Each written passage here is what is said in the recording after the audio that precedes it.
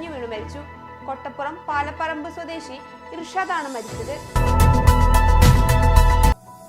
പരപ്പനങ്ങാടി ചേളാരി റൂട്ടിൽ വള്ളിക്കുന്ന് കൊടക്കാട് ശബരിമല തീർത്ഥാടകർ സഞ്ചരിച്ച വാഹനം നിയന്ത്രണം വിട്ട് കാറിലും 2 ബൈക്കിലും ഇടിച്ച് അപകടത്തിൽ ഒരാൾക്ക് പരിക്കേറ്റു. തിരൂർ റെയിൽവേ പാളത്തിൽ നിന്നുയർന്ന പൊടിപടലം പുകയാണെന്ന് തെറ്റിദ്ധരിച്ച് പരിഭ്രാന്തിയിലായി ട്രെയിൻ യാത്രക്കാർ. ചൊവ്വാഴ്ച പകൽ എറണാകുളത്ത് നിന്ന് നിസാമുദ്ദീനിലേക്ക് പോവുകയായിരുന്ന മംഗള എക്സ്പ്രസിലാണ് പൊടിപടലം ഉയർന്നത്. ഇത് പുകയാണെന്ന് തെറ്റിദ്ധരിച്ച യാത്രക്കാർ പരിഭ്രാന്തരാവുകയായിരുന്നു. കരിപ്പൂർ വിമാനത്താവളം വഴി കടത്താൻ ശ്രമിച്ച 3264 ഗ്രാം സ്വർണം കസ്റ്റംസ് പിടികൂടി. 2 കോടി രൂപ വില മതിക്കുന്ന സ്വർണമാണ് രഹസ്യവിവരത്തെ തുടർന്ന് കസ്റ്റംസ് കണ്ടെടുത്തത്. ദുബായിൽ നിന്ന് കോഴിക്കോട്ടെത്തിയ ഇൻഡിഗോ വിമാനത്തിലാണ് സ്വർണം ഒളിപ്പിച്ചിരുന്നത്. ദേശീയപാതയിൽ കൂരിയാട് അടിപ്പാത ഗതാഗതത്തിന് തുറന്നുകൊടുത്തു. തിരൂരങ്ങാടി പനമ്പുഴിയിൽ നിന്നുള്ള റോഡും വേങ്ങര റോഡുമായി ബന്ധിപ്പിക്കുന്ന മിനി റോഡുമുള്ള ജംഗ്ഷനിലാണ് അടിപ്പാത നിർമ്മിച്ചത്.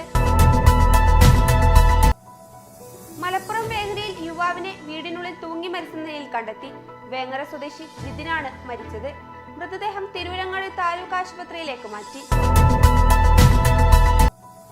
ഉത്സവ പറമ്പുകളിലും മറ്റും വിൽപ്പനയ്ക്ക് വയ്ക്കുന്ന ചോക്കുമിഠായിയിൽ നിറം ചേർക്കുന്നതിനായി വസ്ത്രങ്ങൾക്കും മറ്റും നിറം ചേർക്കാൻ ഉപയോഗിക്കുന്ന റോഡമിൻ ബി ഉപയോഗിക്കുന്നു. ഇതിനെതിരെ കർശന നടപടിയുമായി രംഗത്തെത്തിയിരിക്കുകയാണ് ഭക്ഷ്യസുരക്ഷാ വകുപ്പ്.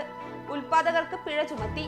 റോഡമിൻ ബി ഉള്ളിൽ ചെന്നാൽ ക്യാൻസറിനും കരൾ രോഗത്തിനും വരെ കാരണമാകും. അമരമ്പലത്തെ TK കോളനിയിലും പരിസരത്തും തേൻപെട്ടികൾ തകർത്ത് തേൻ കുടിച്ച് നാട്ടുകാരിൽ ഭീതി പരത്തുന്ന കരടിയെ പിടികൂടാൻ വനം വകുപ്പ് കൂട് സ്ഥാപിച്ചു. 1 മാസത്തിലധികമായി പ്രദേശങ്ങളിൽ രാത്രിയായാൽ തേൻ കുടിക്കാൻ കരടിയെത്തുന്നത് പതിവാണ്. ഇതുവഴി സഞ്ചരിക്കുന്ന വാഹനയാത്രികർക്ക് മുൻപിൽ പലതവണ കരടി പ്രത്യക്ഷപ്പെട്ടിട്ടുണ്ട്. ഇതോടെ ടുഡേ മലപ്പുറം സമാപിക്കുന്നു. പുതിയ വാർത്തകളുമായി അടുത്ത ദിവസം കാണാം. നന്ദി.